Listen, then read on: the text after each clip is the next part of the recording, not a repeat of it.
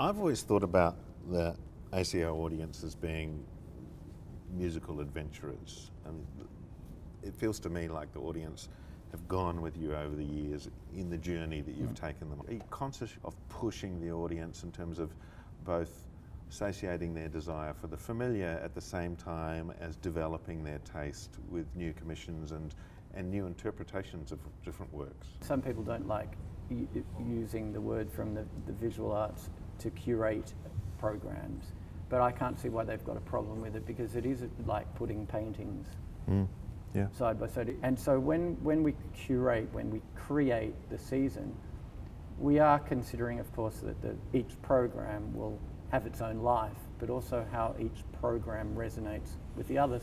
But beyond that, also how each year resonates, so that we have people coming back and they can say, oh, well, I remember when they played X piece, 6 years ago or so, and how the interpretation has changed, or maybe the way they observe or listen to the piece has changed, but also how each program interacts. For example, having a small chamber outfit on stage for one concert series, and then we do mountain the next. So it's as much in the playing as it is in the listening. So the playing group also are going on a journey with the audience. We're investing our lives in evolving as human beings, as players, and also in the listener, in the observer. The listener, collectively, the listeners, the Word of God. The subscriber, the person who's investing long term in what we do, we really take that incredibly seriously. Yeah.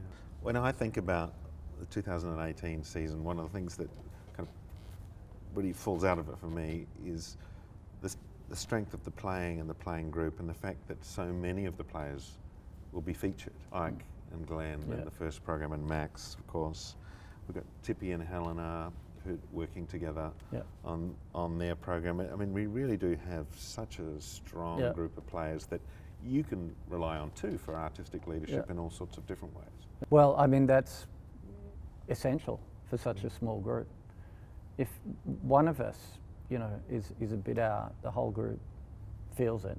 Yeah. Not that we're obsessed, and we shouldn't be obsessed with just being clean. There's no such thing as a perfect musicianship, or perfect technique, and anyone who just sits there, thinking, oh, we played an out of tune note, is not listening and not absorbing music.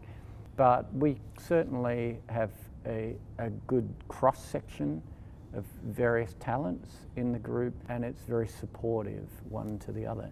So it is a bloody good, strong group of players at the moment. We've got some surprises coming up next year too. I mean, it's fantastic for us to be able to go and perform in Darwin and Hobart. It really feels to me like next year's a real meal for us and a real meal for our audiences. So there's the thing about the audiences that, you want them to be part of our existence on every level, that they even travel with us, not just astral traveling, but travel with us in a physical sense. See you in 2018. Bye-bye.